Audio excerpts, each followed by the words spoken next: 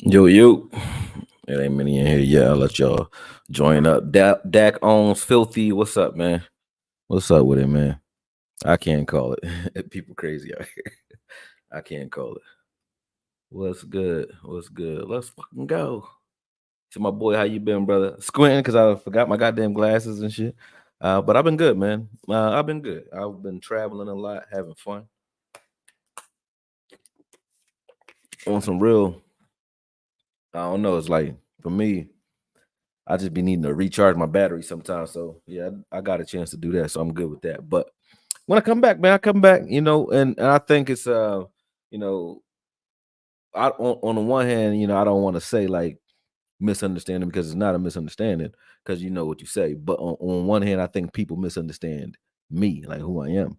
I'm not I'm not, you guys already know, I'm not on here just saying shit to make people on my team or anybody's team feel good or bad. If I say what I say, and I deliver it in a way that people don't like, that's really that's how I am. You know what I'm saying? So, I gotta hold on, let me make sure my mic is on because I just now moved this cord real quick. My bad, people. I gotta make sure, like at the end of the day, you know, I don't sit and watch or think of what people saying. Like I don't listen to the news. I don't listen to none of that. I'll go look at what's happening and I give my assessment based on that. And then I'll see like, oh, all right, so and so said whatever, right? But I think people think that because I debate or because I sit and analyze or because I talk about, the Eagles or any team or any player, that equates to worried about or even that is coming from a place of I think that the Cowboys moves are all great too. So it's not a win for me. I don't give a shit about that. You know what I'm saying? But I do understand that you gotta keep things football. And for those who don't understand this, I'll fill you guys in if you actually get on the line. But you gotta keep things football. When I'm talking football, I'm talking football. If I ain't talking football, and I probably had to reiterate this when you get on here, but when I'm not talking football, we talking personal. It's like Eagles fans don't want to answer practical questions.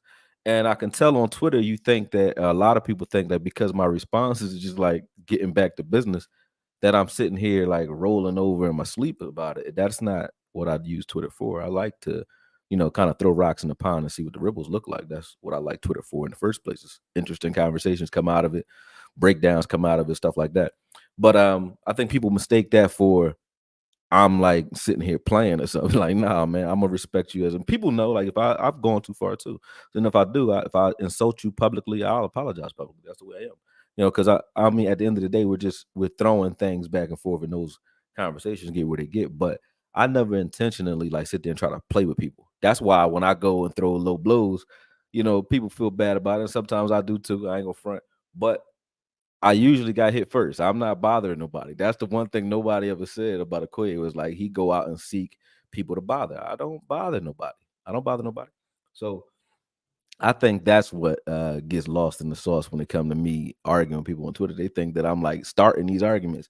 I'm just saying what I think, and then people jump down my throat because of who I am, and I'm just good at it. You know what I'm saying? But like I said, for those who don't know what I'm talking about, I will fill y'all in right after these shout outs. Let me say what's up to everybody that's in here. Um, Daniel, you're toxic Poppy Vila. What's up, man? VI Cowboy, he said, what's up, my guy? Shadiddy X, what's up? Eastside Harold, what's good with you, bro? David said, stay safe, brother. It's crazy out there. It ain't we're crazy out here in Philly. Yeah, I mean it is. I ain't gonna front on that. You better, you know what I'm saying? Um, Okoye, how's life? Keeping a great energy level. Yeah, I'm good, man. I'm good. That's what I'm trying to say. Like, yeah. AKOYE Media, my brother. I've been seeing you on Twitter. Twitter is like that's where I lift weights, man. That's my argument weights. I go out there, like you got to spar. So I go out there and go ham, and I say what I feel like saying. And to be honest, a lot of people think I'm just out there saying shit, but I couldn't be right as often as I am if I'm just saying, you know what I'm saying? I'm not sticking my thumb in the air. Like that's my point. But people just don't like the package that it comes in because I'm not sitting here like, you know, I don't look like I'm sitting here giving a damn, you know what I mean, or knowing what I'm saying because I'll just say some shit that's like you're not even thinking about what I'm saying, you know what I mean? Until 6 months later, after I've already gotten cursed out for it, then people start to understand, like, yo, uh he was right. But I have to, I gotta deal with that. And I ain't trying to make it seem like I'm some fucking martyr either. I'm not.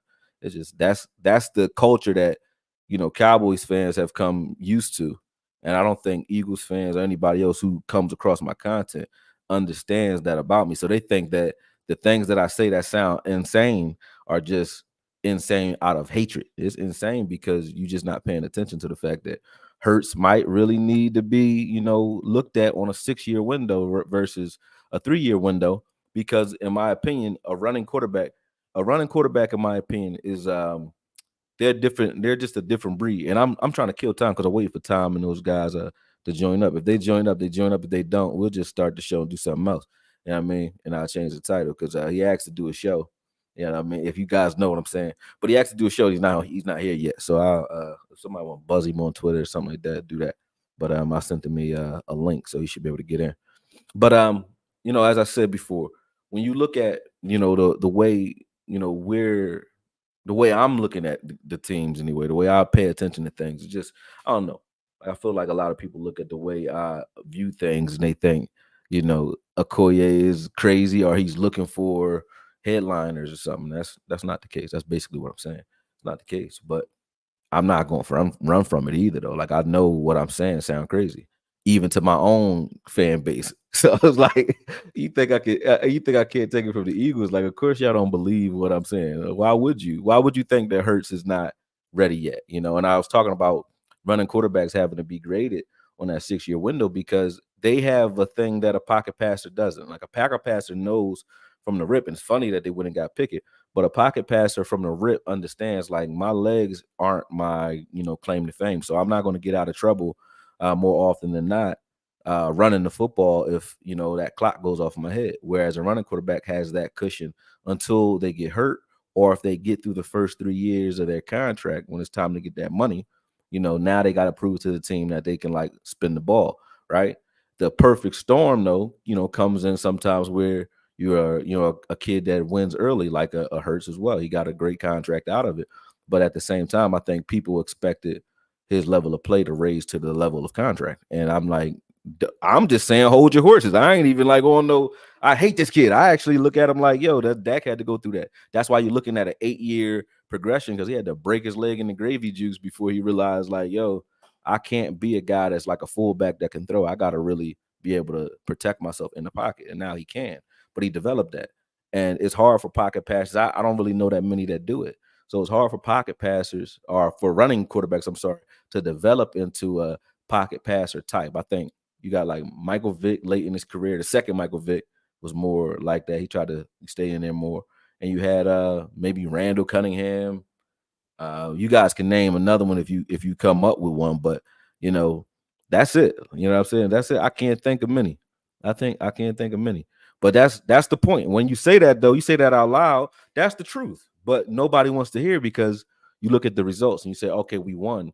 And there's a lot of ways to do that and not, I think sometimes winning kind of locks us into loops or cycles because we think that because we won or because we got to a Super Bowl that means everything you did was correct. And I just don't agree with that. You know what I'm saying?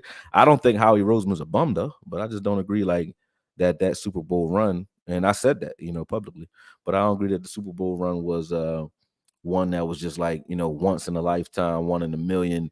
He orchestrated the stars and it made it happen. I think playing Daniel Jones and a quarterbackless 49ers team in the NFC Championship definitely is that's a good way to play it out. So why wouldn't I say something about that? You know what I mean? Anybody else would, and that's not hate. It's just I just speak on that type of stuff. But anyway, Twitter, it was a Twitter back and forth for me and a guy named, I ain't gonna say his name because he ain't on here. But and I'm saying something to him now. Let me see.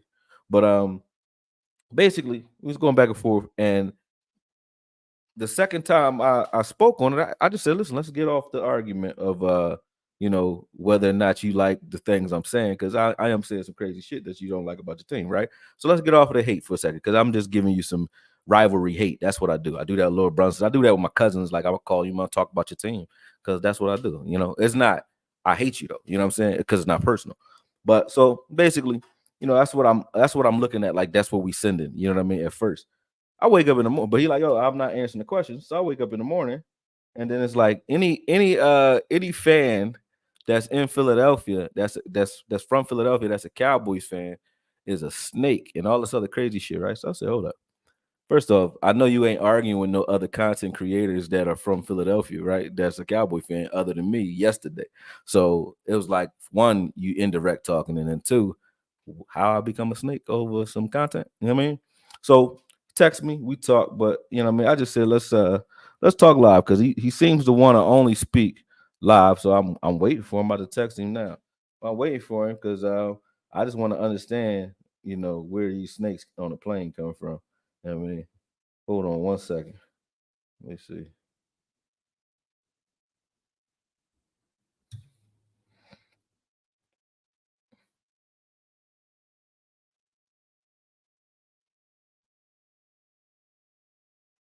Yeah, well, I'll text him. Maybe he'll jump in. But yeah. Anyway, anyway. That to me is just like, yo, come on, man. We ain't gonna do that. So that's where the little Twitter beef and all that came. I won't even call it a beef because I don't have no beef. I'm not gonna hold you. If I got beef, I'm gonna call you. If I'm on Twitter talking to you, I'm just talking my shit. When you get personal, then I get personal. So when you see me calling you a snake and a weasel, that's because that's some snakish weasel shit to do. Like, don't give me backhanded compliments and then keep attacking me on some personal shit. Just say you don't agree with what I'm saying and I'm dumb, whatever you want to say about that, that's cool. But yeah, I'm a snake. I ain't like that. And I'm not gonna say it got under my skin because it didn't. It's just like, okay, well, let's discuss. You know what I'm saying? That's just where my mind is at. But on some football tips, since we talking football, and like I said, he doesn't seem to be joining. He ain't even responding to my text yet. But since we talking football, the discussion and the mindset for me was I've been sitting on vacation, man, for a minute. And I just been sitting back and I'm like, okay, I would like to move. Don't get me wrong. Like when people say, "Oh, I'm cool with the process," it's not that I don't think we should go out and get something in free agency. I just think you got to go get the right things. But um, I'm sitting back too, like, yo, when are the Cowboys gonna make a move? What they gonna do? What's up? And they hadn't done anything. And then when I saw the Kendricks signing, I said, okay, at least I can predict because I thought that Zimmer was going to have a hard time installing his defense without a linebacker that understood his defense. And so that left for questions. And then you got guys like Overshawn who's saying, okay, are you going to come in as a rookie and be a guy that can carry this defense? And I don't think so. So I think even with that injury, I think that's putting a lot on him. So you would have to go out and get you a veteran linebacker. And when he did that, I said, all right, cool. They're patching holes like they usually do every year. They patch holes so that they don't go into the draft hungry. They don't go out and make a bunch of major waves anymore. And I understand that we all don't like that, but I also understand that we was 12-5 3 years in a row. And people are like, oh, that's all you settling for. But I'm like, what are the moves that we could have made that's guaranteeing us nobody that ain't him, but guaranteeing us a next step in the playoffs. And I think that those guys are in the locker room already. So that's why I'm saying, like, oh, I agree to that degree with Jerry's all in, right? I'm like, if your all in means you make sure the triplets stay the triplets, so to speak, you know what I mean? Not that we have them yet, but we need a running back first. But if your job is to keep these guys together, is what I mean, then get to doing that. So I will judge him according to how he extends Dak. I know he gave him like a little mini extension, but I mean, really taking that contract apart and going and getting other guys, I will judge him based off of that. But that's not over and done with yet. You get what I mean? So I look at that like every year because every year we feel this way about the team at the end of the year. We feel this way all the way up until the draft. Then we all get excited again at draft. Then we look at the way the team gets constituted in training camp. And then we're all excited again come September. Every year we do the same things. And it's like we just, blowing in the wind when it comes to emotions as a fan base. Gotta stop doing that, man. Like there's a certain pedigree or a certain culture that certain teams have when what you're going to get. You'll still watch them because certain things you're going to get. Same thing with the Cowboys, man. Like lately, like we keep going off of 30 years, 27 years, 30 years, 29 years. We keep going off of that. And I get that, but sometimes you got to be where your feet are. And I look at the last 3 years, what direction we're trending in. This ain't the Quincy Carter era or the young Romo era. This ain't even none of the JG era. We haven't done what we're doing right now. And let's stop acting like, you know, Everybody else is just they're all preparing for us. That's what I'm trying to say. Like y'all in a position of guys are preparing to beat you, right? Because you put something out there. So you get to watch their counter to what we put on film last year. That's how I look at the offseason. Everyone in our division is making moves to beat us, not the Eagles. When I say the Eagles, let me tell you why. You go out and get who? You go out and get Kellen Moore because one, he understands that. Two, you want obviously you must have liked something he did here because he ain't do it over there in LA. So you must have liked something he did here with Dak, right? So you're modeling after what, and you're also getting more information on what on this team by that hire. And then the one defensive coordinator you go get is the one defensive coordinator that they think has Dak's answer with that too high safety look and Vic Fangio or Nick Fangio. You know who I'm talking about though for Miami. So like they're teaming up, they're putting pieces together to be able to address us. You know what I mean? So why are we acting like we're so afraid of everything? That's what I don't like about the fan base. So that's why I kicked the beehive, and that's why I came out swinging and I'm talking shit because I'm sitting back watching. It's like watching your kid get bullied by some kid who shouldn't even be bullying him. Like, yo, relax. You know what I'm saying? So that's just the way I am. People know that, man. And if you don't, you don't. Salute, Rue Glock. What's up, man? Make sure y'all guys hit the like button. Ah, man, that was funny. But yeah. So I'm gonna just go on with a regular show, and if we get a guest, we get a guest. Hold on. He said, "Yo, my bad. I thought you said Thursday. What? I'm not free tonight. That's my fault. I could do it another time or not. Up to you. That's on me for fucking up, man. You don't get the fuck out of here, man. See, this is what I'm talking about, man. People be playing games, man, because you know damn well say tomorrow night at 7 because I put it on Twitter and added you in. Man, I ain't doing that. I ain't even gonna do it. He ain't getting no more of my energy, man.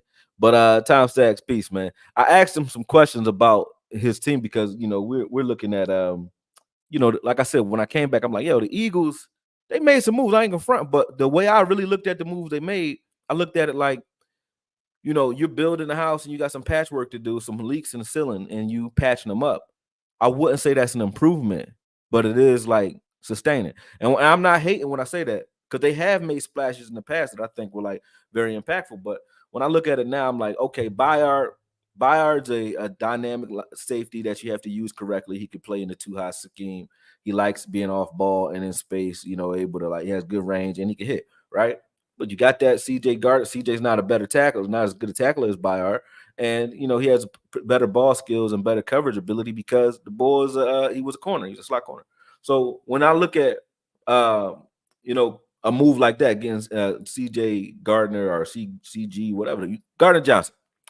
I like the player, but I don't look at it like he's like they look at it like it was the return of Brian Dawkins or something. I'm like, no, it wasn't that. And, you know, we stopped doing that. You know, because then I'm gonna say something. That's all I'm saying. So then when they went out, I got Devin White. I was like, damn, Devin White that's a beast right there. So I don't know if I want to deal with Devin White. So I started watching this film, and then I was like, oh, this is why he got benched last year.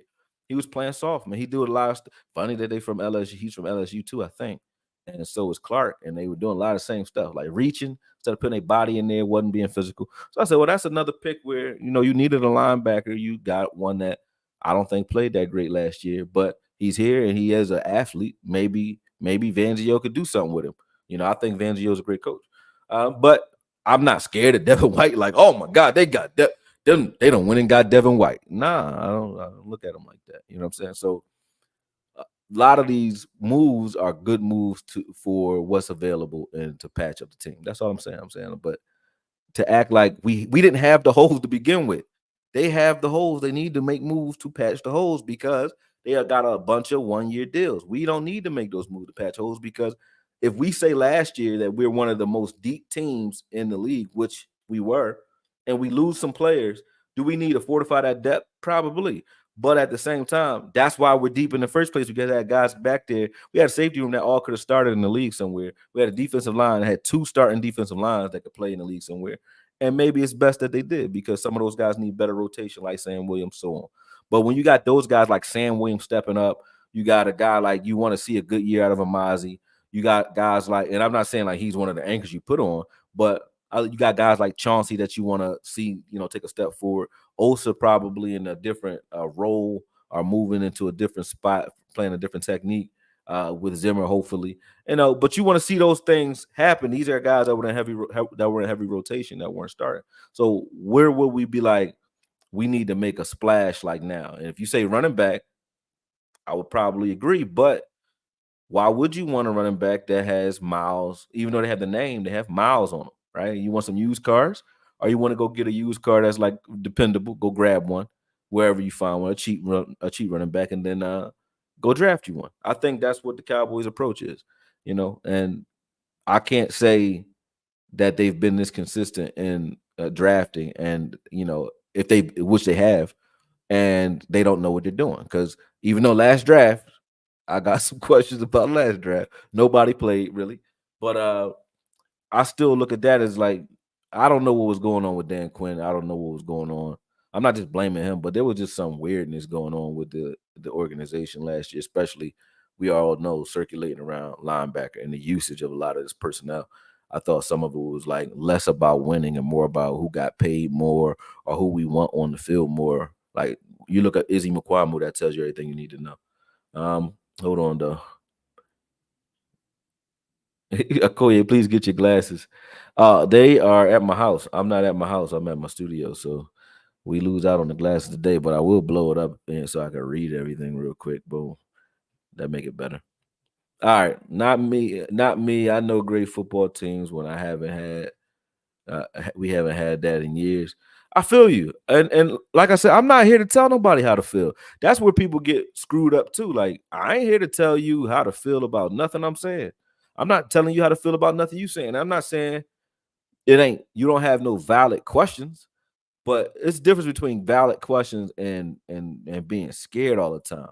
Like, what's the point and putting together a team that's progressing? If you scared when we suck, you scared when we getting better, you scared when we good right there at the door. You know what I mean? Cowboys fans just too scared and they too whiny. That don't mean you can't in the same world exist and say, yeah, Jerry, we would like you to do something, but we can still trust you at the same time. You know what I mean?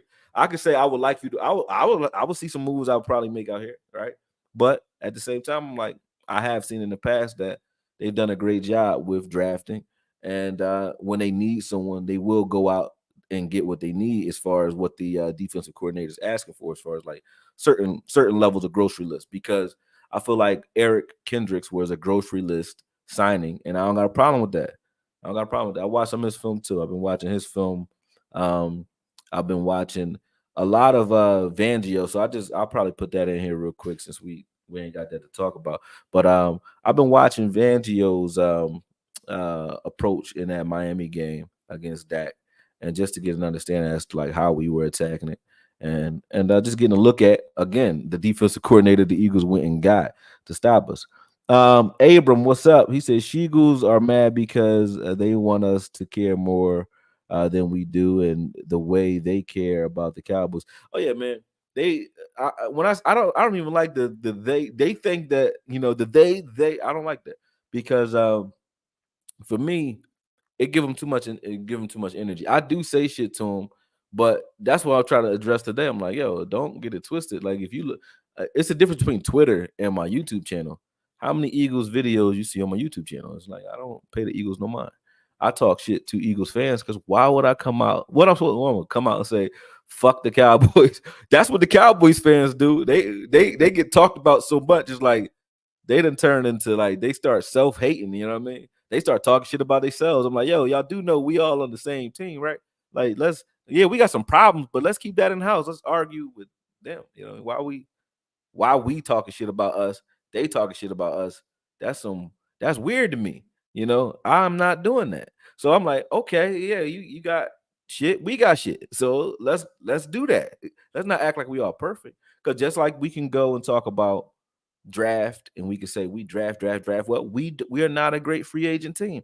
Even when we get good free agents, we value our guys so much. Those free agents don't even last very long, or they come here on weird Gerald McCoy get injured. You hear their name and it sounds good, but then they never make it. Like they were already injured, maybe type of people. Like you get those guys, or you get a guy like Rashaan Evans, and then you act like you forgot what football is about.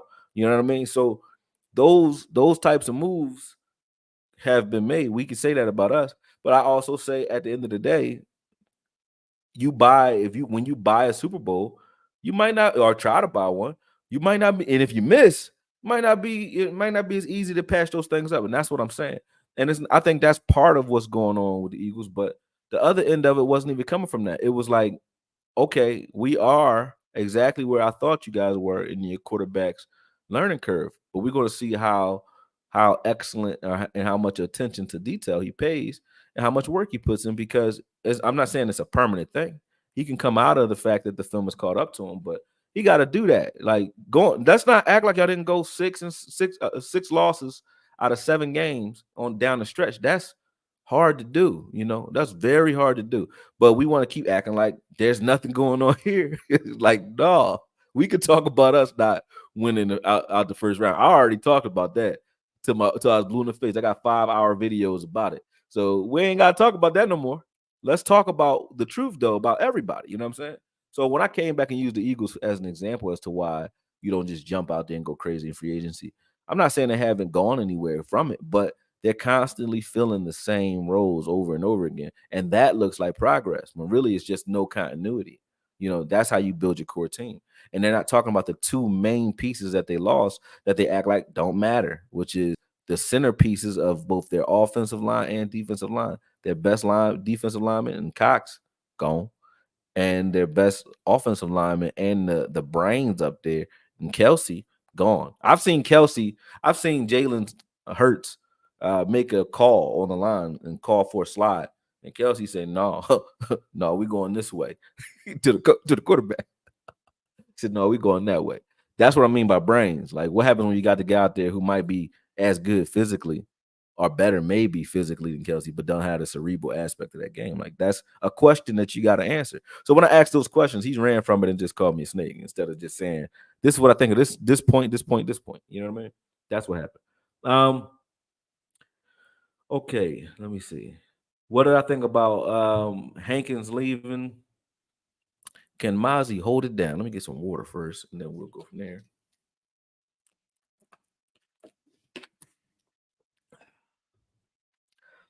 What I think about Hankins leaving, or can Mazi hold it down?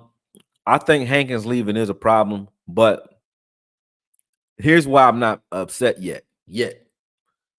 I know Zimmer. I've just looked at the way he puts defensive lines together. There's that dude, what's his name? Hunter. He's a big 6'8" dude, about 6'8", 280 that he drafted. It was like he was on one of the Hard Knocks. Then he had Carlos Dunlap, Michael Johnson, Geno Atkins. He had a lot of, and he's a defensive line guy, Linval Joseph type guys. Like, he likes two one techs, really. You know what I'm saying? So the reason I'm excited about that part is I don't think he's going to look at Mazi and say, "You got to get off the ball better and get upfield." He's going to say, "You got to eat, get fat, and I don't care how far upfield you get. I just don't want you going backwards. Can you do that?" And Mazi can do that, especially if you put his weight back on him. So when I look at Mazi film early in the season, I wasn't so displeased where it's like, what is this? Like, I saw some, matter of fact, like I'll put him out there. Like, when I see, I can't see pause on the pup, so to speak, unless you put it on film. So I'm not trying to go too deep into it, but let me show you what I mean. Let me show you what I mean. If this video's up, because sometimes some stuff is missing. Let me see. Videos. Boom. Let me see. That might have been player evaluation. Let me see if it's player evaluation. Yeah, this might be it. Hold on. Let me hide this. Because this is about Wanye right here, right? But let me see what we have in here.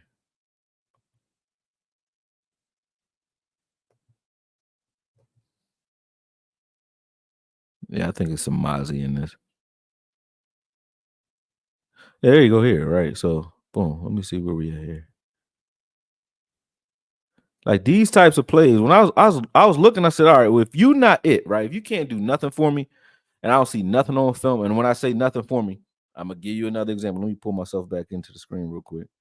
I'm gonna give you an example when I say nothing for me. And I know y'all going, a lot of y'all like this kid. I mean, young man. You're not a kid, young man. No disrespect. But Damone Clark, who I did like, coming in. But when I watched his film, I said, I don't see a lot that you're gonna say, he does this. Say, I'm gonna fill in the blanks. He does dot dot dot really well. What would you say? What have you seen on film that I could say he does well? I could see that with Mazi. I could see somebody who like, all right, this is what I'm gonna do with him. I can see what you do with a Mazi. I can't see what you do with a Clark or certain players. But it seems like people were expecting Mazi to come in and be a pass rusher. And I'm like, well, that's what Micah is. That's what Osa is.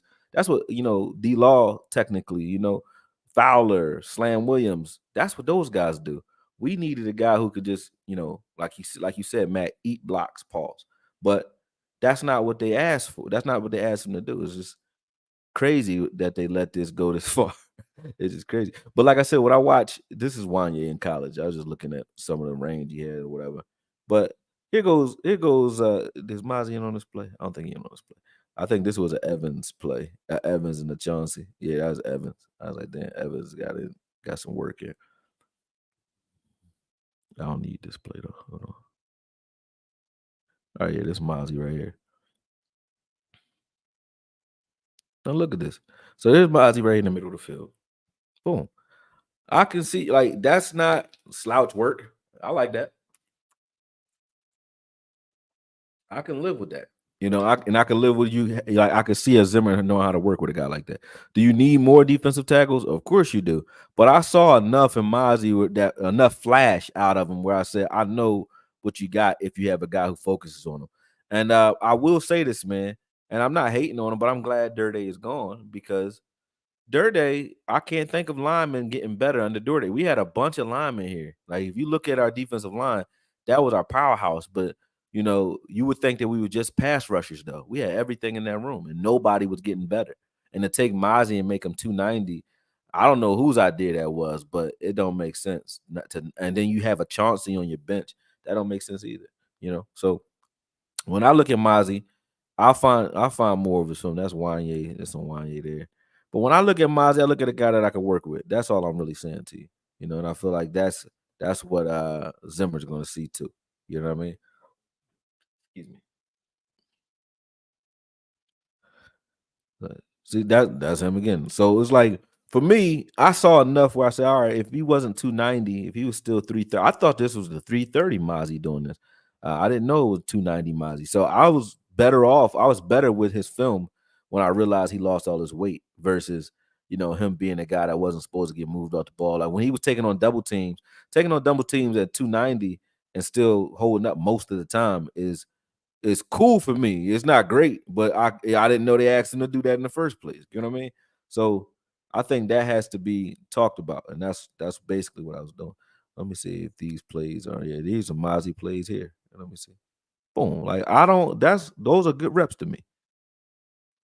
Let me see what else I got here, and I got some bad ones in here too. Like I ain't just like go, you know. I'm gonna just talk positive about him. It's just like everything he did, he wasn't bumming it up everywhere.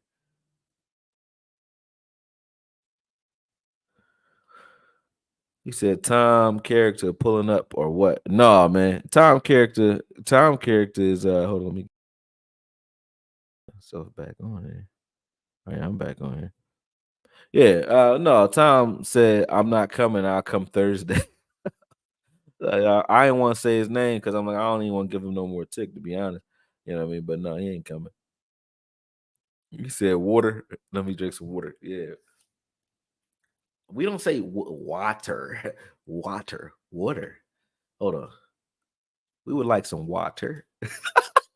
Water. Water, water. Oh yeah, I just talk like that. Now, I'm articulate too, but I just don't be getting a little accent. I don't know. Almost lost my remote. But yeah, no, boy, not coming, man. My bad. Okoye, can we watch Kendrick's film? Yeah, why not? First though, who we'll forget Van Gio. We'll do Kendrick's.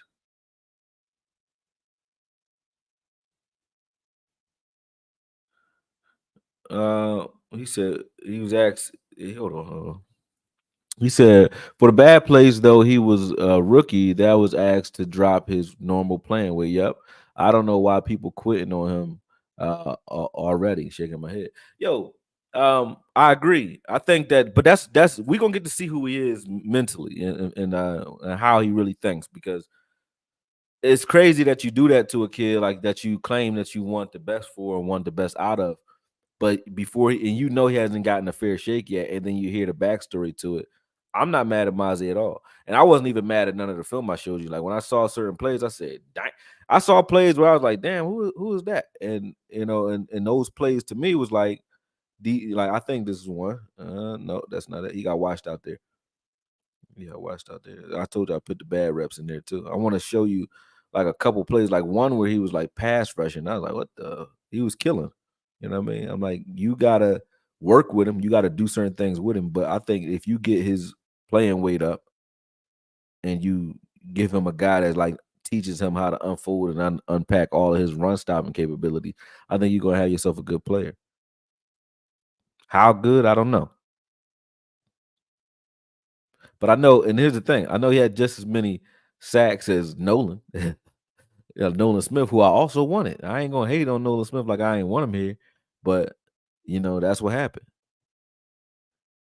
Let me see if I can get one more. It was one play in particular I'm looking for where Mazi killed this dude. Like he killed the quarterback, and I was like, damn. Let me see if he got that one in here.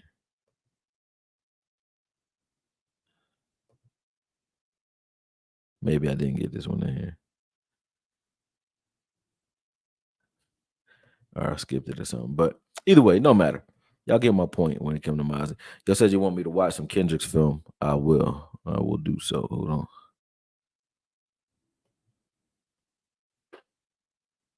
At Dwayne Brown, they already highlighted the New York fan who hasn't seen their team sniff the play. Yeah, man. I mean, I don't know, man. I don't know. Like people be having all these like crazy arguments over and over again about crazy shit, man. I'm one of them, I guess, because people think that I'm arguing about all the crazy shit I say on Twitter. I'm like, I'm just saying what I see. Cowboys fans see one first round pick DT and expect Aaron Donald is the issue. Also, I don't know if DQ even knows how to stop the run. I think he knows how. I think he doesn't know how in the dime defense he didn't. That's what the problem was. He says Quinn didn't stop the run in Atlanta either. Boston, he said, what you saying? What's the question? Boston, oh, who you got? Garcia or Haney? Boston. Boston George. That sounds like a boxer's name or a gangster name too. It sound like you yeah. Everybody had like a name before they name Boston George, Detroit something, you know what I mean? Detroit Red. Well, I think that's ain't that Malcolm X. All right. Garcia versus Haney. Haney easy. I think Garcia has a weapon in that left hook. He nasty with it, but it doesn't make any difference because I think he got the wrong coach training him. And I know that people gonna think I'm being racist or racial, but every culture has a certain gift when it comes to the way they fight. That's just boxing. And Mexican left hooks are crazy, right? And you got a coach in Derek James who I haven't seen train even though Spence got a Mexican style, so I guess he could do some things. But I would rather Garcia learn how to deliver his poison, so to speak, and not try to be a slick guy. You don't need to be slick. He needs to be a guy that can like just learn how to land that left hook as many ways as possible and have a bunch of setups for it and a good, sturdy, high guard defense. He doesn't have that coach. So I think he's at a disadvantage already. And if he tries that shoulder roll he did against Duarte that last fight, he's gonna get hurt bad. If he doesn't, I've seen Ryan Garcia go against more dangerous fight. I mean, not Ryan Garcia, Haney go against more dangerous fighters, I think, and keep them at bay and follow a game plan for an entire fight. So I don't think Garcia can beat him. That's that. I'll put my money on it. Boom. He said, "I'm not surprised one bit that Tom ducked out." Yeah, I ain't surprised either, man. It's whatever, man. I don't care. I'm not doing it twice though. I'm not taking more time out to talk about that shit. You had your opportunity. Cause I didn't even want to do the that's what was disingenuous or snaky. That's why he probably want to come on though. But that's what was disingenuous. Like you calling me a snake because I don't agree with you. Then everybody on your side is saying the same thing, but don't have it. You don't got the same smoke when it's coming from 97.5, whatever y'all, radio station is over here in Philly. I don't listen to none of them. But when it's coming from them, it's like no rat whatsoever because you don't want to go and say certain shit on Twitter to them. So what you think I am? Like you crazy. So that's why I took offense to it. It wasn't I'm mad. It's like who you think I am? You know what I mean? At the end of the day, because what I'm saying to people and how I'm carrying it is like, look, if you drafted well, you wouldn't have to patch as many holes, right? You wouldn't be going to go get Devin White if Nicole B. Dean was Nicole B. Dean, right? So I'm not saying that like we ain't gonna go get a defensive tackle and Mazi is supposed to be Mazi. I get that, but this was his first year. But all I'm saying is when I look at that or I say those things, it's like that's those things are valid. You know what I mean? So when he hit with the snakish talk, but then he kept saying I'll answer the questions if you want to do a podcast. And he said that like 3, 4 times. I didn't even respond to it. Then he said it again. If we do a podcast, I'll talk. And that's why I'm like, dog, I'm not, you don't even got to do all that to do a podcast with me. Anybody who know me know, like if you call me, I'm gonna do it anyway. Cause I just whatever. Let's go. I don't mind doing it. But to try to like kick the hive just to do it, come on, bro. You ain't gotta do all that. Just say what you gotta say. But that's why I was like, I'm not gonna do a podcast with you because you want to do a fucking podcast so bad that you talking stupid. You know what I mean? Instead of just keeping it football. So I don't even respect it. But I said text me, he text me. But even when he texted me, like, oh yeah, you a Philly, you from Philly and you a Cowboy fan. I said, see, this is what I'm trying to tell you. And you live in Philly, so that is you a traitor. I said, it's the difference between traitor and snake. You already know where we from. You call me a snake. You calling me like I'm like the slimy, low life character. That's crazy. How we get there. But even still, at the end of the day, you like, that's how you view anything I ever did. Like, okay, whatever, right? But to act like that wasn't an insult was crazy. He's just like, yeah, so in so many words, if somebody is from Philly and they are a Cowboy fan, they're a traitor. I'm like, but even if that was true, I ain't from Philly, dumbass. You know what I'm saying? That's what I'm trying to tell. I'm like, I'm from Texas. My mom live in Texas. I just was raised here since the age of 7, but it's nothing but Cowboy fans on that side of my family. My mom, my uncles, all that, they all Cowboy fans. I was raised a Cowboy fan by my mom who was in Texas. You know what I mean? That is what it is. And my uncle who played ball and was like, this who we watch.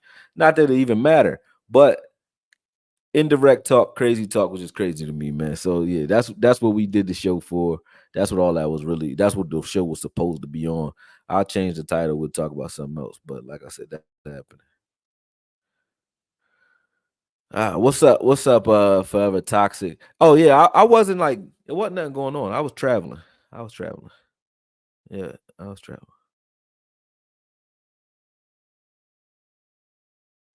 Boom, boom,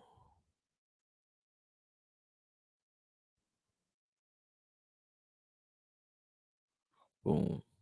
Yep, they said Miles need to go back to plugging holes and like he did in college. Yeah, exactly. Whatever you do in college, do it here. Bring a guy in and they don't do any of the things that you saw them do well on film, that's just crazy. Let me pull up the Kendricks film for y'all real quick.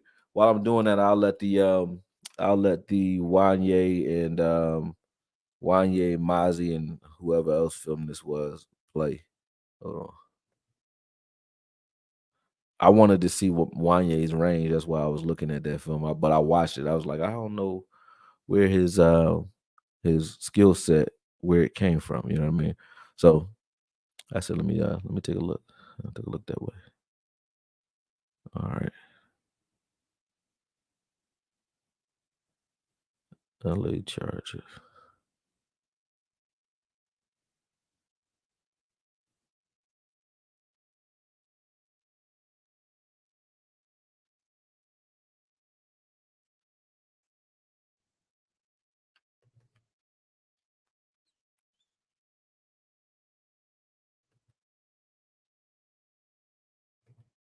All right, let me add.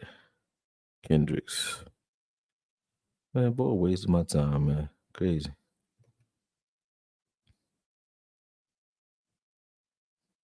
All right. Let's go.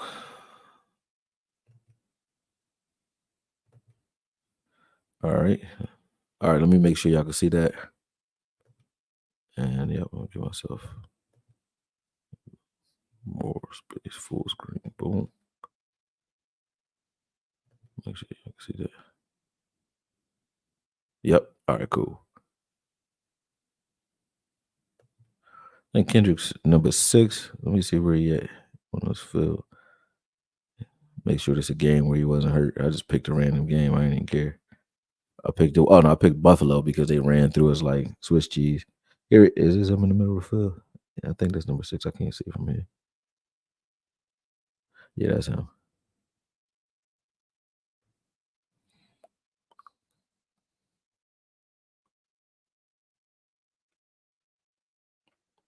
Let me get to the action. I don't like just watching random plays. I mean, I don't like watching every play. I just go to random plays, and if you flash on a play, I'll rewind it. I'll look at it again, or I'll record it. In this case, I ain't recording it though. But like I said, while we looking at the film, the reason I like the Kendricks pick is not just because Kendricks is like out of all of the everybody, oh, you gonna use tackles now. But out of all of the linebackers that were in free agency, Kendricks had the most tackles. He did. He had 117 tackles. And he did that in a defense that wasn't his own. If he gets to go back home to where he was at his best with Zimmer, I like Zimmer having a guy who could be a coach on the field and install his defense, who also can get you 117 tackles in a year. I'm not mad at that pick at all, especially him being the cheapest one. I mean, that is a good move. Out of all the other linebackers out there, they would have been athletic choices or, that type of category where they're just, a player that you look at and you want because it like a Devin White, you like him because of his prototypical linebacker traits, not because of what's above the ears and because he's familiar with the scheme. You know what I mean? It's not like he was Fangio's guy. Like if Fangio brought, Riley Jr. or Long over here to the Eagles, that would be a move because now you got a guy who can install your defense. You know what I mean? So I like the Kendricks move because of that. That was a smart move to me. I think that's the obvious move. I don't see him really, in this defense. They kind of got him, he's been in nickel this whole time. But Kendricks has the coverage ability. He got all the traits you want in a linebacker. He still can cover. You see him there. I call that still in the drag. Because when you have a linebacker that's playing like match man like that right there, let me show you. Let me show that one again. Boom. Let me show right before this. Watch Kendricks here. He in the slot. He has match man on that drag right there underneath, and he runs stride for stride with a receiver. See what I'm saying? That's so he has good coverage ability. If you pay attention to the middle of the field, look in the middle of the field, you'll see the drag route. Boom, right there. And right there. So freeze. See right here, Kendricks just picks this up. This is match man. So he had anything break it inside or up the seam. And he does a great job of carrying that. Like these are some of the things that I think he'll bring to the table with the Zimmer, who creates a lot of his sacks, historically anyway, through coverage sacks. You know what I'm saying? So I like that move. I thought that this was a good pick. You know what I mean? I still think that we need, like I said, we still need a running back. I was okay with not going and getting a Derrick Henry or any running back with miles on him because I'm like, if you're going to go get a running back, make him a difference maker. But we don't want the one who might, blow a tire as soon as you get him. It could happen to a rookie too, but I like going after a rookie running back and then just grabbing, a couple of veterans to kind of throw in that room with them. I like that idea now. You know what I mean? I have to go review every running back in the draft, but I like that idea. There's Kendricks there. Let me see how he is taking on blocks. All right, let's see. They running right at him and a gap run right to him. He meets the fullback, does his job. Like I said, I'm not expecting him to come in and be all pro. And if he is, great. At 32, that's not going to be easy. But I think he's a player, like I said, that's more going to be a coach on the field. And I think the impact of Micah Parsons that he's going to have on Micah Parsons, being able to teach him how to play middle linebacker when he's in at middle and being able to teach guys like Overshawn, that's going to be crazy. That's going to be crazy. Hold on, let me look at the comments here. Boom. Y'all still in here going. Hold on a second.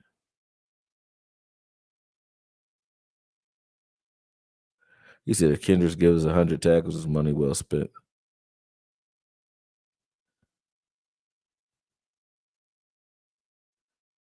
He said he thought it was Thursday. Yeah, yeah, well, funny. All right, hold on a second. I'm 50 years Cowboy fan, born and raised in Philly. F the Eagles, we them boys. Yeah, that's a fact, Brody. Appreciate you, Steve and Poe. Appreciate you. I feel the same way though. It's like, yo, man, even no matter where I'm from, but still, you know what I mean? Uh Corey, didn't we get that kind of guy from the Jags? Uh, did we? I don't know. Oh, I don't know. So I didn't hear it. Let me see. If we did, I'm glad we did. I gotta take a look at him. Somebody confirm who we got, you know, and then I'll take a look.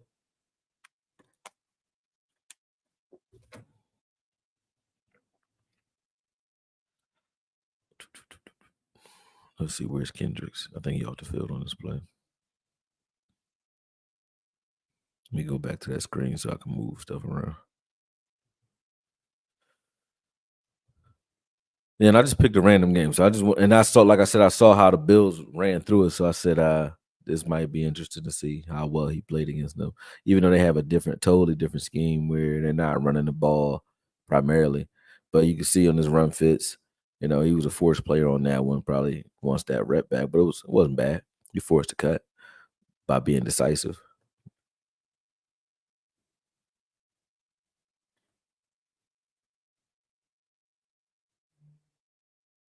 Same there. Got ran on.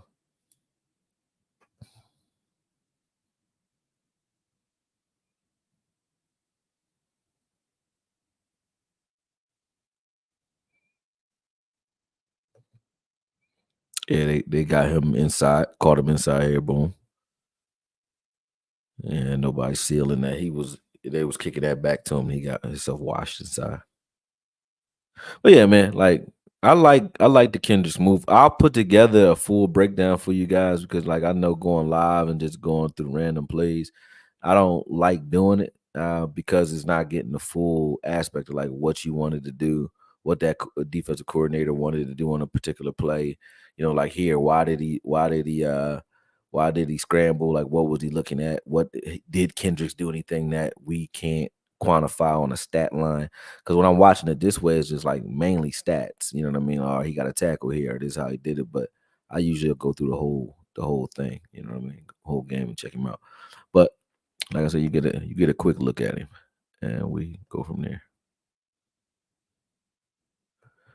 What I'll do, what I'll do though, like I said, I'll break him down. He said Snoop Connor we signed. All right, bet. So I'll break it down and I'll look at the signing of Snoop Connor because you guys asked that. And I also will take a look at Kendricks. I'll do a Kendricks film this week and the Snoop Connor film this week so you guys can get a look at what these guys are. I'll say this though, like I said, I'm done with I ain't done saying shit on Twitter. I'm not gonna say that. But the giving people energy who on some nutball shit. Like I do that and people think that I'm like they're bothering me. It's not that. It's like it be the to me it'd be the audacity. It'd be like, yo, the audacity is talking about me when you realize like, yo, it's not like this dude don't be right. Like I'm not even like Koye be knowing is the real thing, man. I'm not bragging, but I'm not like even saying it'd be right because I'm a know-it-all. I'm not. I'm not a know-it-all. I just don't know where it be coming from. Like I didn't know how the hell would I know we gonna draft Mazi? I don't know that. I wanted us to. How did I know that the Eagles were gonna draft Jalen Carter? I did. How the hell would I know? I don't know.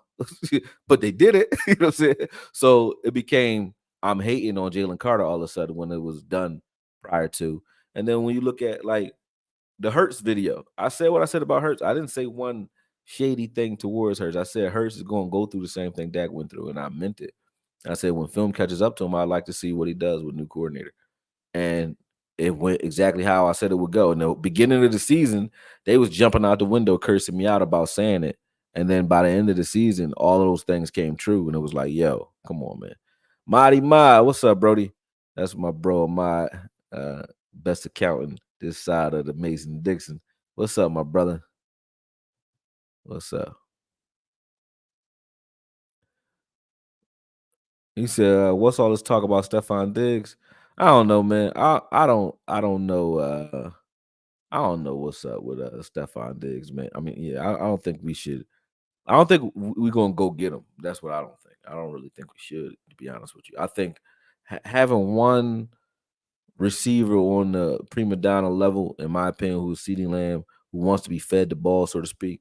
I think that's the one you need. And outside of that, you had to have a guy like this, either gonna be like Cooks, to be that selfless, deep man guy like Gage is for him, or you'll get you a possession guy who can always get you those first downs or get you the tough stuff like we could have gotten what's his face to do. Um, get his name already. That's bad. That's bad. Oh, Noah Brown. Noah Brown. So yeah, we either a possession guy or something like that. I wouldn't go get Diggs. Not to say Diggs isn't good, but I think he wants to be the Keenan Allen wherever he is. He wants the ball. You know what I'm saying? And if you already got CD crying for the ball, you damn sure don't need Stephon Diggs doing it right with him. You know what I mean? I don't think this is the place for that. I mean, although I will say that McCarthy McCarthy in his history has been able to develop the hell out of a quarterback. So, you know, and receivers too. So he's always developed receivers to a point where, they become number ones when he wants them to. He would just shine light on guys. But the Green Bay Packers always had a deep receiver room. I think we do too. Um, yeah, but like I said, I will look at both those players and break that down. Like I said, I wanted to have our debate. Ain't nobody jump in here, man. So false alarm. I won't be revisiting it because, like I said, didn't want to do it to begin with. But uh, I felt like if this is how you want to go ahead and one yourself, I'm gonna just let you do it. I give him enough rope and let him do his own thing. You know what I mean? Because I know where I'm standing. Like I know what I'm looking at. I got the film on CJ Gardner-Johnson. I got the film on Devin White. I'm looking at it like, yo, come on, bro. Don't do it. Don't make me do that. Because I'm not even trying to it make it look like I'm hating on the players, and I'm not. I'm just like, I'm looking at them. I'm looking at them to see like what would we be worried about. And I don't see things to worry about. I just look at it like this guy got some stats this year and that was good. But pop up interceptions and missed tackles and being targeted because you are a guy that's covering the slot or the seam. I see him getting targeted. Matter of fact, I'm gonna just show you what I'm saying. This was an example. All right, let me see if I saved it under CJ Gardner Johnson. If I did, then I'll let you look at the CJ Gardner Johnson film. And hold on a second. Video file.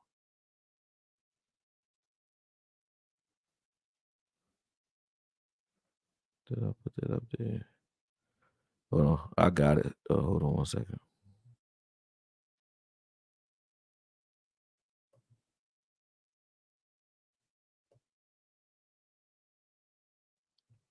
Okay, yep, I got it.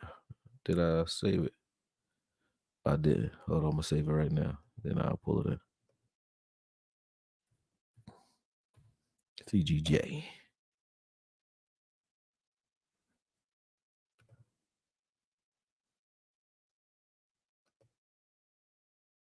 Mm, exit out. Present again.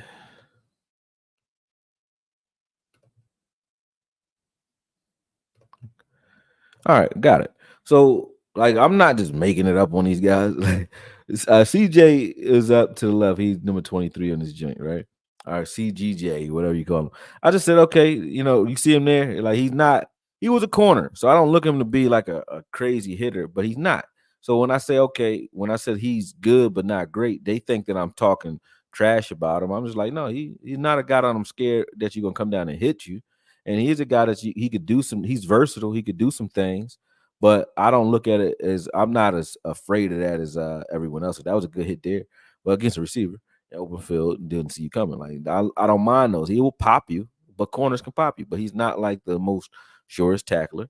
And then when it comes to the way offenses were attacking him this season, this particular year when he was here, I said there's two things that don't scare me about him in regards to it. One, they had him guarding the slot here in Philly a lot. They had him guarding the slot. So him guarding the slot, he gets a lot more targets because quarterbacks are going to throw at him before this year before they threw at James Bradbury that year or Slay, right? Which is why those guys got to look better than they probably were as a tandem. But I ain't gonna come at them. But at the end of the day, who you throwing at? You gonna throw at the safety or the tweener safety nickelback that's playing against your slot guys, and you're gonna see that they started targeting them. Like in this video, in this film, I'm gonna show you when I get to like certain games, right? Let me see. You're gonna see like they target him all day, and they're gonna keep targeting him. Even here, like they like a lot of the games that they were running, that offenses were running, were mainly against him. You know what I mean? Like they were either going over or they were high low on him all day long. So he's always on the film doing something like making tackles here or chasing stuff down because that's who they're targeting. You know what I mean? That's what I was trying to say. Like that don't make him a bum, but that's who offensive coordinators tried to go at majority of the time. So of course, if he makes 5 plays throughout the season being the target on film, that's a good thing. You know, he made 5 plays, but let's not make it seem like he was out here shutting stuff down. That's not the case. You see him here. Like this is the film that and I didn't like just let me look at a bad game. I don't know what games. I don't watch the Eagles, so I didn't know what games to look at. I'm just looking at random plays, just trying to find what 23 is doing, and I'm like, oh, he's a good player. I'm not saying he corny player, or a bum player. I will talk about how Howie Roseman goes about keeping the money off the books. That's amazing. How many players he has under contract that are cost him less than what Dak is costing us. That you could argue about, and I wouldn't. You could say you're great for that, and I'm okay, cool. But I don't think that Dak difference is gonna last very long because I know that they know they need to re-sign Dak, and if they don't do that, then like I said, I will start talking. All right, you see at the top of the screen, I'm gonna show you one. Let me see if they did it this way. Here, not yet. Boom. Maybe the next play. Okay. Yep. At the top of the screen, you'll see this hollow option. There's a little rub read, right? Boom. They just try to rub. They not tried. They did. They rubbed CJ and just threw underneath him. He gets a lot of passes. Like he was getting a lot of targets his way. But here's the thing: even though he did okay some of the time, he's not even going to be asked to do this as a safety with Fangio. He's going to be a too high safety that kind of stays up top. They don't ask their safeties to play man that often. So some of these things, good hit there. Boom. Some of these things that you see him doing on film, I don't see him even doing under Fangio. It's a different coordinator. He's going to be used differently. So that's all I'm saying. But it wasn't a hate on the pick. I go out and I actually do this to go see what these players are like because I'm just curious. I just like to do it. It don't be hate. If I looked on the screen and I said, God damn, who's that on the screen? Then that's what it is. That's what type of player he is. You know what I'm saying? Like so, whatever's on the film, that's what's there. And I think that like I said, I think Gardner-Johnson is what I said he is. He's good, but I'm not scared of him. There he is again. Oh, that was Scott this time. I was about to say there he is again into that as well.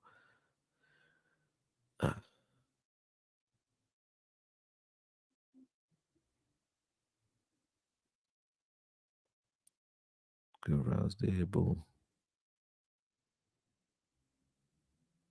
See, when they had this is why he got so many targets because if you're looking at these plays, right? You're looking at this play here, right?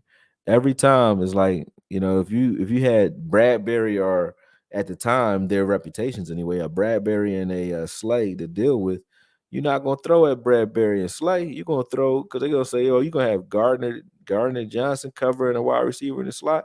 Of course I am. So here he is right here up the seam. We're gonna take boom. He tried to undercut that tight end. He was playing that was Ertz, but he's playing like shallow zone or hook the flats right there. Boom. Tried to undercut that. And good range, like, but anything that was breaking in there, he was killing. You know what I'm saying? But at the bottom of the screen right here, watch, boom. They like to run every team that he played kept running these rub routes against him. Boom. But this time, instead of they faked the outside, so he tried to undercut that, and then they beat him inside because he thought it was going to be another out route, and they beat him for this one. But this is what I was watching on film. I wasn't hating. I was like, when that year when we played, I remember watching. I said, well, how do you beat the Eagles? It was to target CGJ. So if it say target your best safety, why would that be the answer? And they did the same thing to Reed Blankenship this year. You know what I mean? He was the answer, right? No, but then he got a lot of he made plays because he's the guy that in their defense they had they were drawing all the traffic to that guy or to that area of the field. But you see that's what they do here. The Eagles, there's no way that you just gonna keep throwing right at the same guy over and over again. It's because the Eagles they trusted his ability to his versatility. They go that out route right there, and the Eagles wanted to force you to throw the ball at him, but that's what happened. Boom.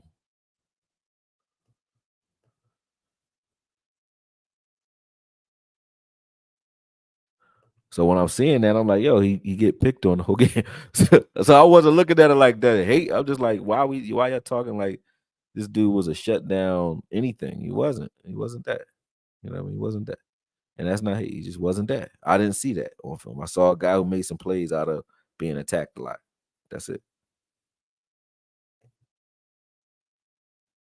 Let me see if I can find some more. It was one game where I was like, damn, like y'all threw at this boy the whole game. They threw at him, ran at him, everything, the whole game.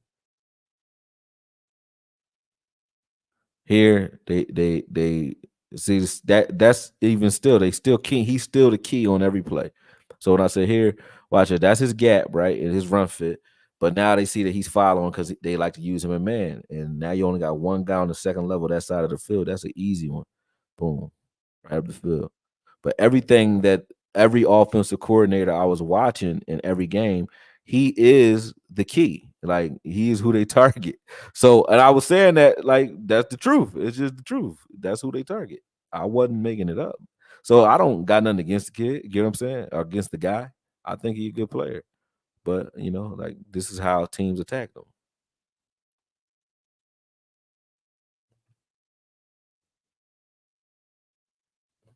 It wasn't this game though, was it? This was crazy to me. I was like, yo, let me see if that play is in here.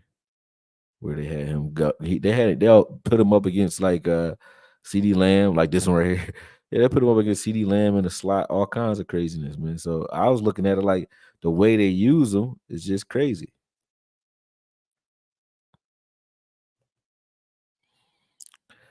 All right, all right, there we go. Let me read some more of your chats, and then I'm gonna see what's going on with the folks. Why not just give Dak a all Madden team, right?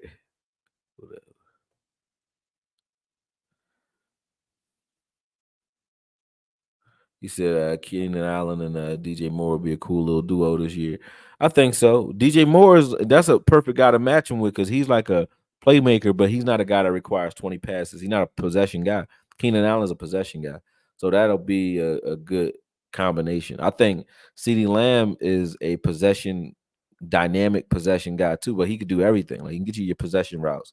But I do think teaming him with a guy, if that's going to be excuse me, if that's gonna be Tolbert, like to be that route running guy that you can kind of team him up with, I think Tolbert probably will get some of Gallup's snaps now that Gallup is officially gone out of the way. Um, and if we still got Cooks coming back, I don't know if that's official or not. You guys told me. I didn't know if we got him for 1 or 2 years. I'll be honest, but I don't hear anybody talk about Cooks, so I'm assuming we still got him. But anyway, that wide receiver room is, I think, that's how you match CD Lamb, in my opinion. You need a guy that can stretch the field to give CD room to work, and you need a possession guy who I think they're going to try to ask Tobert to be.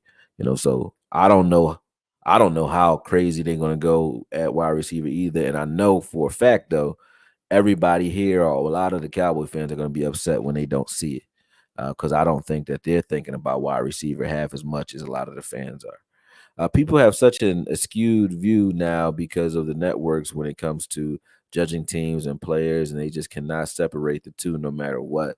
They all that's why people are always talking crazy. Yeah, man. I'm like, yo, talk football, bro. I don't mind how crazy you talk about that. Need a receiver, or is he going to be some result? I mean, be more than Lamb and need a running back. I don't know what you mean by the question. I don't know if you was talking to me. AKOYE, do you like UFC? I like watching it, but I'm not like one of the guys that knows everything about who's fighting. I know certain fighters. But what I will say is, shout out to the boxers who put boxing back on the map, because UFC started being looked at like it was the number one sport out here, right? Our combat sport. And then Francis Ngannou got knocked out so quick. It was like you understood, like, yo, a boxer with good ass hands. You gonna? I tell me and my son argue about this all the time because he's an MMA guy. He does jujitsu, probably like a blue belt or something right now. He's been doing jujitsu for about a year, but he's vicious, like vicious with it.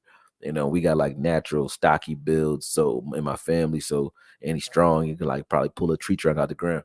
But he can wrestle and he can beat me if we wrestle. I tell him that. I said, but I don't wrestle. I box. And if he was on here, he would tell you it's the truth. I'll show him. I'm like, listen, bro. Like if we go, we could roll, right? No problem. But I'll show you everywhere I could have struck you, I could have hit you while we're rolling, or before you even take me down, right? And if that's fair, that's fair. And then you just ask yourself how many of those you could take, and could you still execute your technique when your face bloody? You know what I mean? Because that's what would happen if I was really hitting you. You know what I mean? I'm not hitting you. So of course, if we go to the ground, you got me, but you got to get there. You know what I mean? But so I saw that same thing with Francis Ngannou. Like he's dangerous if he fought Anthony Joshua in a regular MMA fight. I mean, he's a striker. Ngannou is. I don't know how much wrestling he would have tried to do, but I think Joshua will still be just as dangerous. He just wouldn't be dangerous if it went to the ground. But as far as UFC, the boxing goes, they need to stop coming over there, man. I mean, it's good for the money. Go get your money, but that was crazy. He got his teeth knocked out, man.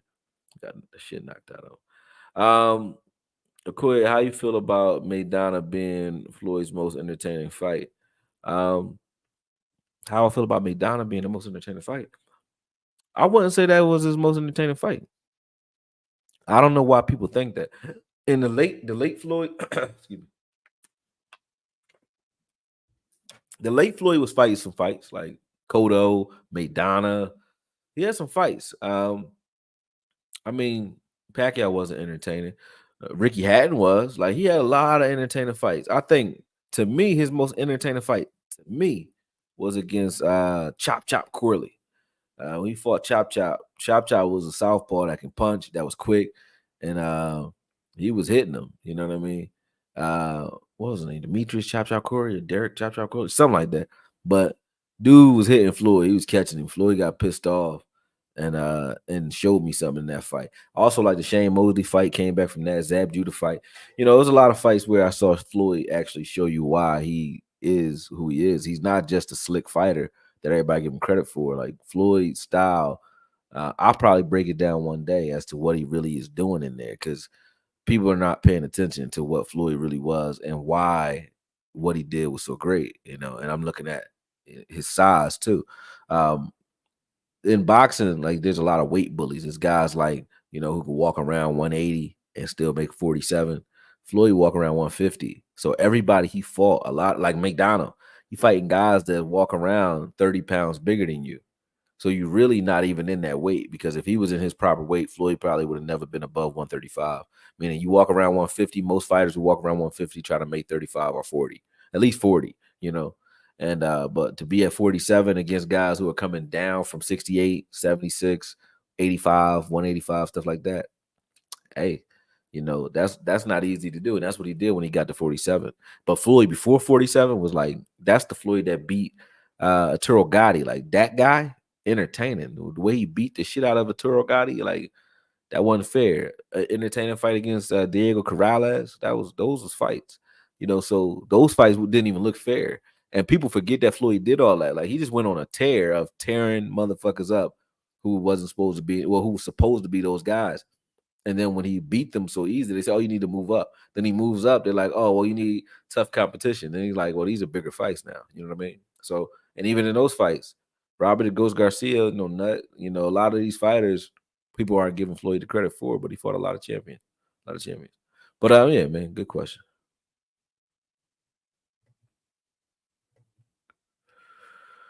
To me, Castillo's was his toughest fight. That was his toughest fight. I wouldn't say in most They were entertaining fights though. They were his toughest fights, yeah. Because I think the first one he broke his hands. I agree. It was dumb. The boxing is not an easy sport to cross over to. No, it's not. You either got that or you don't.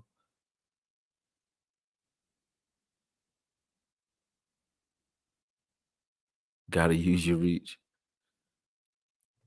He said I could never get in the UFC. I do now, man. Like Uncle Bubba. Um, I do now. You know what I'm saying? I could get into it. I'm like uh I'm like this because my son's in it. I'm starting to learn it, but I'm like, all right, I do want to learn some sort of grappling or judo or something. I know I need to get better. Like I can wrestle. That's what I try to tell him. Like you got to get me down. And I played football, so to take me down or shoot my legs, you're not doing it. But once he gets me down, I'm like, I'm impressed by the fact that I got my son probably like 30 pounds, but he make it. A matter of fact, probably when he cutting it to get to his weight for tournaments, he like 180. So I got him at like 50 pounds. And he's still like, there's no problem. Like, if we go on the ground on some jujitsu shit, he got me. So I'm like, damn. And I see him break other guys, like dudes that I don't think he could pause, but dudes I don't think he could beat. And I'm not even hating. It's just I'm like, oh son, you gotta deal with him, and he'll deal with it. So I respect jujitsu, but boxing is the thing, man. You gotta do it. Boxing is the thing. I don't think people respect boxing enough.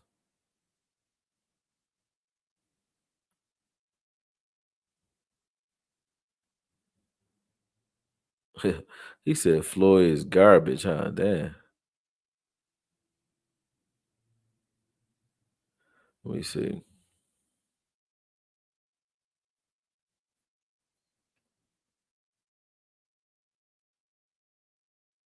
Yeah, yeah. MMA fights. I'll read what you're saying, Ruglock. MMA fights they are exciting. I won't front on that. But to me, the reason boxing is still my sport that I love is because it's like this. It's like almost like hypnotism. Hey, I'm gonna hit you with only these two things. I can't kick you, I can't headbutt you, I can't elbow you, I can't slam you, I can't trip you, I can only punch you. And the crazier thing is I'm gonna hold both my weapons right where you can see them, right in front of your face. I can't put my hands behind my back. I can't like I can't hold you and hit you. I gotta like beat you, my hands up right in front of your face, and you know what my weapons are. You know exactly what the punches are that I'm gonna use, and I'm still gonna hit you. That's to me once you can master that or you get a skill at really boxing, you are in a rare, rare, rare, rare room. You know what I mean? And I didn't know this. I honestly, when I learned to box, I kind of disrespected my trainer, and I don't mean I disrespected him verbally. I didn't, but I disrespected what he gave me. I didn't know what he gave me. I didn't know what I knew. I'm like, oh, I mean, I thought everybody boxed the way the guys from my gym box or the way I was taught, and they don't. The things that I teach now as a trainer, the things that a lot of the guys that are coming up under me learn, people even watch it and be like, "Oh, they don't know what you're talking about. Or that's old school, or I don't know what that is." They don't even know what I'm doing, because a lot of these styles or a lot of drills that are now that I use, they're not like unique. It's just that people are so into mitt work now. They boxers are. They don't know that the speed bag got a lot of different facets to it. Heavy bag, you don't just go well off on the heavy bag or tap the heavy bag. Like there's reasons behind every bag, and they don't know what they are. So you see a lot of good athletes in boxing today, but you don't see a lot of guys with the cerebral aspect. Just like you don't see a lot of pocket quarterbacks that have the cerebral aspect to look at hold of safety with his eyes and look them off. You don't see a lot of boxers that know how to control another person without getting hurt. But when you actually see it, everybody I've ever seen that could do it. Look excellent. You know what I mean? Andre Ward, you know what I mean? The guys that came from my trainer's line are Jimmy Young back in the day and Bobby Boogaloo Watts. They both did great. Like Jimmy Young retired Foreman the first time, and Bobby Boogaloo Watts beat Marvin Hagler when he came to Philly. But that's the training tree that my trainer came from. And I'm like, yeah, I didn't know what he gave me. So boxing is a beautiful thing, man. I love boxing just because of that. Like I can go on and on and on about that shit, but I won't do that to y'all. John Jones, the GOAT. Yeah. You think Sugar Ray beating Floyd? Yeah, Sugar Ray Leonard. Those dudes from that era would have killed everybody from this era. So that's not fair to even compare the 80s era of boxing to now, because those guys from that era would have killed anything from this era. I'll say this and then I'll bounce out because we've been on for a minute. But those guys from that era, you couldn't go to a gym, right, and learn to box late back then, because it would be too late, because the guys are so good around you that have been boxing since they was 9 that they got so much IQ and ability. The ability that you got, no matter how much talent you have, they got it, or they know how to deal with it. And they got the cerebral aspect. Now you got a bunch of top athletes that could probably hit harder than Sugar Ray, but they don't know how to deliver the punch anyway, or they don't have the sharpness or the timing to deal with it. So when you got him, you got Tommy Hearns, you got Roberto Duran, yeah, got all those guys. They got Marvin Hagler, Wilfredo Benitez, all those guys from that era. They would have gave Floyd some problems. Like when you look at the guys who gave Floyd problems in this era, none of them were touching the Sugar Ray. You know what I mean? It's just those are different levels of fighters. You got guys like Marvin Hagler, who's a power puncher, slugger, really, but can box beautifully out of both styles. But he really a killer. You know what I'm saying? It's like you don't get those. You don't get dancing bears in boxing.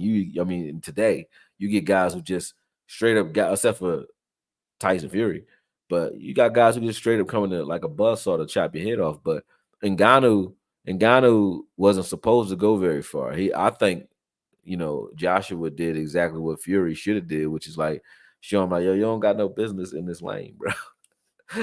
Don't come over. Don't do it. Don't do it. But yeah, man. If y'all mad about the show, I didn't have anything else prepared. I had bullet points for what we were supposed to talk about. So if you're mad about the show, I am too. Blame Tom. But one thing you can thank Tom very much for is I definitely am back off my hiatus.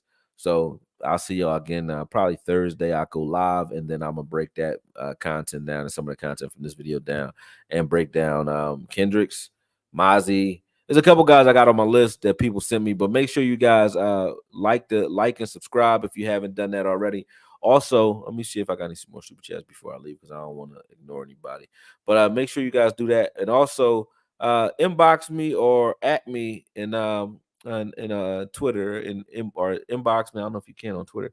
Do it on IG, and let me know who you guys want me to break down, both college or pro or our team, or anyone else. You know what I mean? So do that. All right. But talk to y'all soon, man.